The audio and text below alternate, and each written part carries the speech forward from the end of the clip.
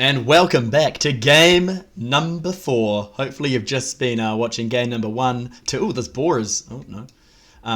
Game number 4. Hopefully you've just been watching game number 1, 2, and 3. Third one quite short and sweet there, actually. And now we're into game number 4 of this beautiful boar. We're back in the Greenlands, as you can see. And we have another fantastic game. We have FluffyDudette, who is another new player to the tournament scene. We have not seen her before.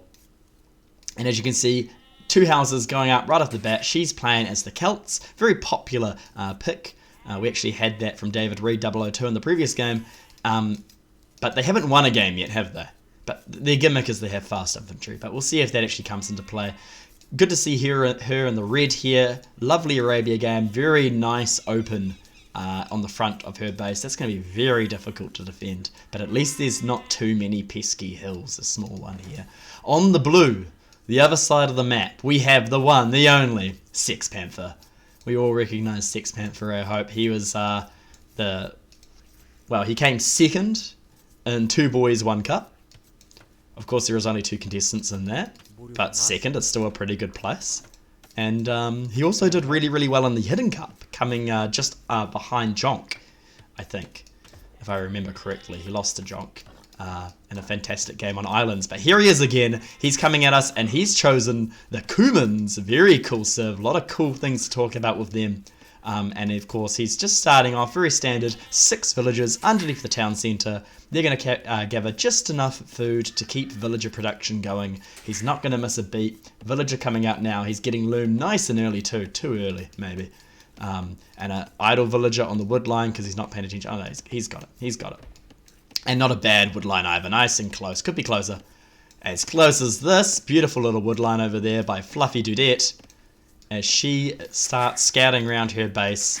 All of these sheep nice and far away. She's bringing them in one at a time to make sure there's not a lot of spoilage of the food going on there. 2 little houses making a nice little line there.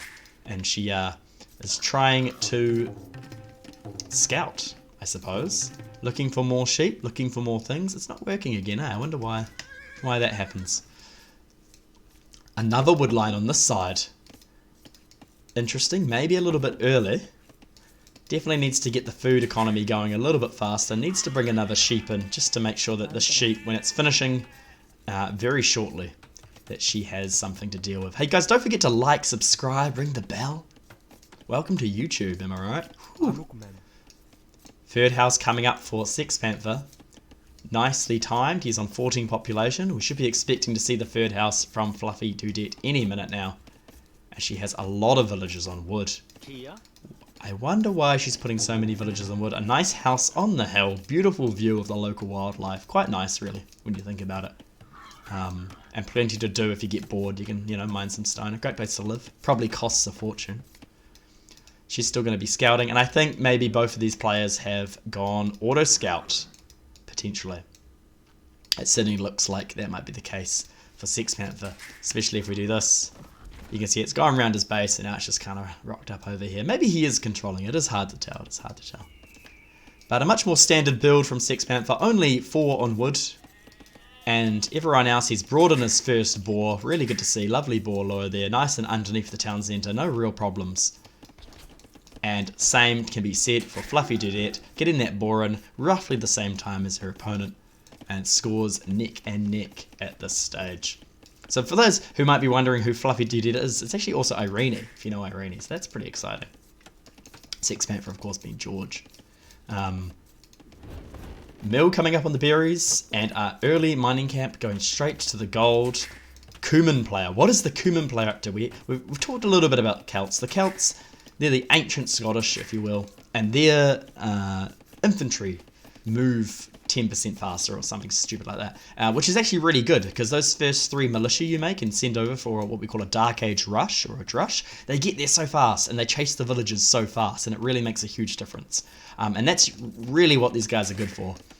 And there's a very popular pro player called Huang, and oh no, as FluffyDudette's scout eats some TC fire right there. She gets away though, doesn't lose her scout, still going to have that valuable scouting information, so not all is lost.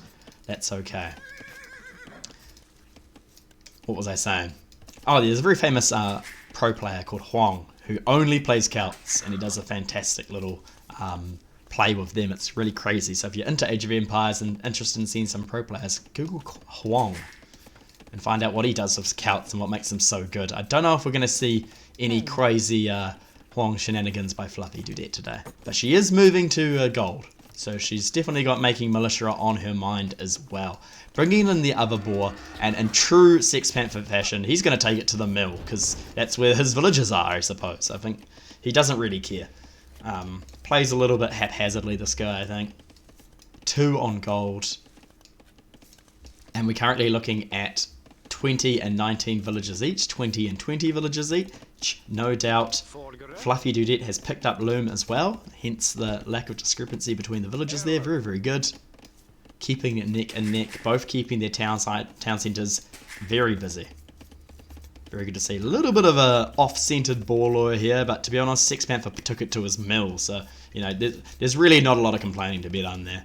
And a nice little start of a house wall on this side of the map. I really like to see that. And FluffyDudette now deciding to put up a barracks, using 2 villagers, getting that up nice and quickly, and we might see some nice early aggression going over towards Sexpanther's base, who doesn't yet have his barracks up. In fact, he has the wood for it, so I'm surprised he's not doing that. Speaking of wood, that is... speaking of wood, FluffyDudette has the most wood, or the hardest wood, I should say, because another good thing about the Celts is they have very fast lumberjacks, and so fast that some of them don't even need to work. She can just stand and watch, and she still has 700 wood. This makes having 2 lumberjacks even more surprising, because I get the feeling FluffyDudette might be floating a lot of wood this game. But what can be said, if someone likes wood, they just get the wood. Doesn't matter. On the other side of the map, we're getting a little bit of a wall off from Sexpanther. On the north side, starting at the north side, and a little bit of walling off on the front. Barracks finally on its way up. He's also well on his way to feudal age. A nice standard build here. Second board just finished. And on 22 villagers, 25 villagers for FluffyDudette, maybe looking slightly more towards a fast castle kind of build at 25 vills like that. Plenty of food, needs maybe a couple more on farms. She can certainly afford them. She has wood for days, but not quite at the feudal age yet, and no doubt should be clicking feudal age maybe after this villager is done or after the next one is done, and having a nice fast castle time on 27 or 28 vills, which is very standard. Here we're switching to a second lumber camp, and I don't know what's going on in this tournament, but no one can put their lumber camps up against the wood line, and it's triggering me. I'm not gonna lie, it's really getting me. Look how they have to walk like an extra 2 meters. Anyway, doesn't matter. This is ideal. This is fine because it's a mining camp, and put like there's still. I'm pretty sure having it 1 tile away is actually faster because you get better saturation around the whole node. But and here the wood line slowly moves away from you, so it's just better to put it right up against it, and it's a lot more. Here, interesting. So both players opting for the overseer technique, where they leave 1 villager next to their wood line to not do any work and just make sure and watch. You know, just watch it that the logs are being piled really nicely, which is obviously efficient. Here we have over 1,000 logs piled really nicely for FluffyDudette.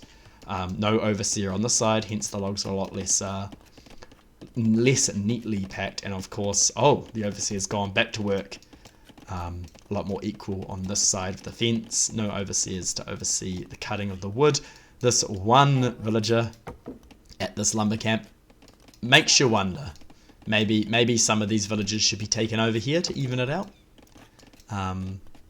Maybe this wasn't very necessary at this stage of the game. It's hard to tell. Lots of walls coming out for FluffyDudette, and Sexpanther's come forward with 2 men-at-arms and his Cumin Feudal Age Town Centre, which is very good to see. So we never actually got a chance to talk about Cumins because we got distracted by the people cutting the wood.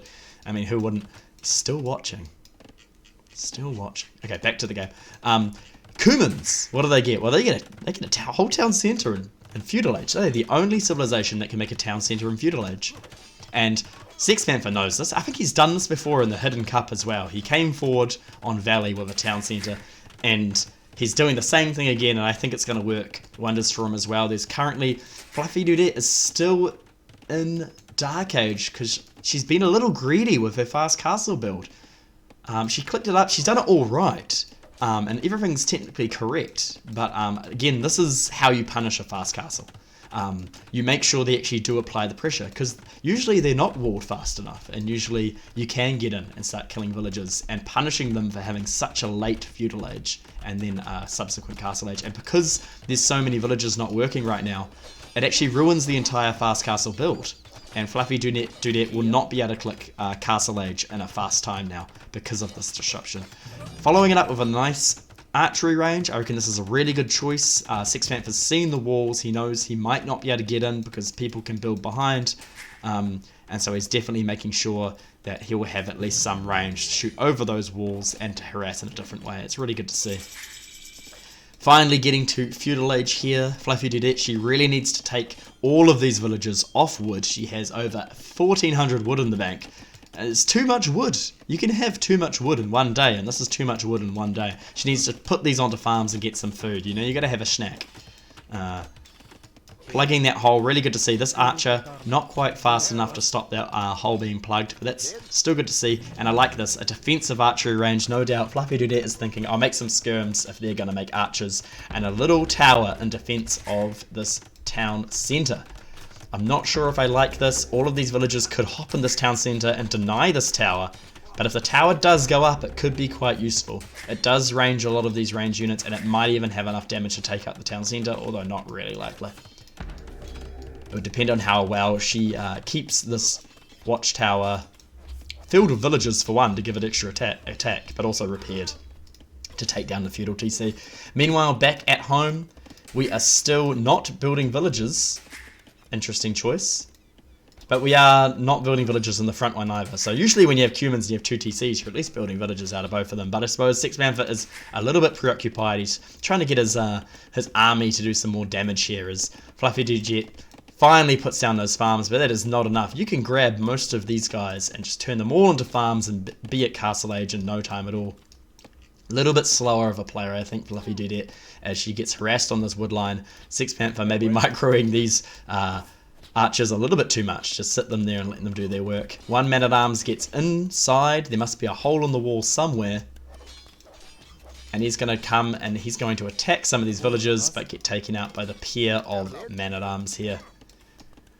There is definitely a hole between this palisade and the barracks. FluffyDudette has not seen it. Unfortunately, not the perfect army control by Sexpanther. He's going to lose 3 man-at-arms, which is all of his man-at-arms directly under the TC. And he's just made another one now, but the rest of his army's archers, and they're going to stay safe. This watchtower is now doing damage to this town centre, and over time, well, if those villagers stayed inside, he would actually... FluffyDudette would actually destroy that town centre, which would be maybe worth it. Maybe worth the villager time there.